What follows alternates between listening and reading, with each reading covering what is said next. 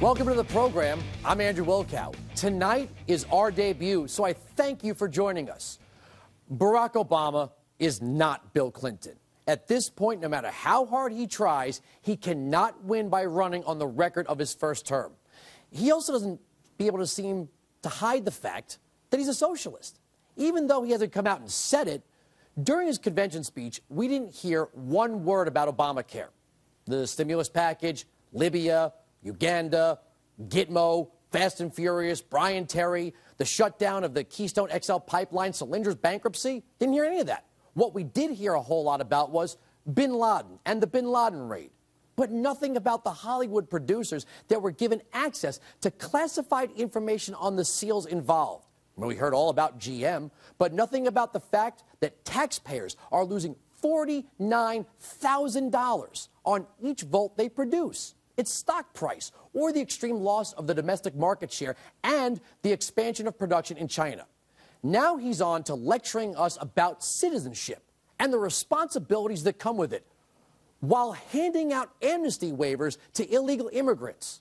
You know, what he never tells us is what's expected of those who live off the fruits of other people's labor. What's their obligation to society? He keeps talking about personal responsibility while telling us how the government is going to pay for student debt, someone's mortgage, or health care. Obama can't actually explain how the middle class needs wealthier Americans to pay more in taxes. Maybe he can get Bill Clinton to explain it all to us, since he can't do it himself. Here he is in Portsmouth, New Hampshire, right after the DNC. President Clinton made the case in the way only he can. You know, somebody emailed me after his speech that said, you need to appoint him Secretary of Explaining Stuff. That's pretty good. I like that. Secretary of Explaining Stuff. Explaining. Bill Clinton did his 8 years of explaining stuff. Obama keeps threatening the so-called middle-class Americans with higher taxes if the so-called rich do not pay their fair share or more or whatever. You know, why?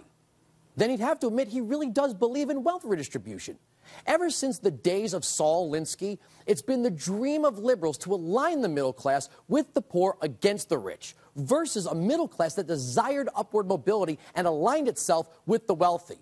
You know, I'd love someone to explain how not taking something is equal to giving something away.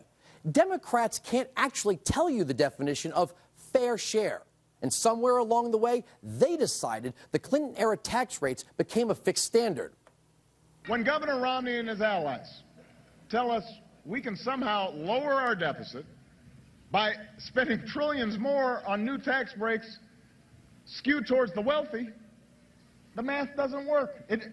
You can't dig yourself a deeper hole. You can't take $5 trillion out of the Treasury and then say you're going to close it.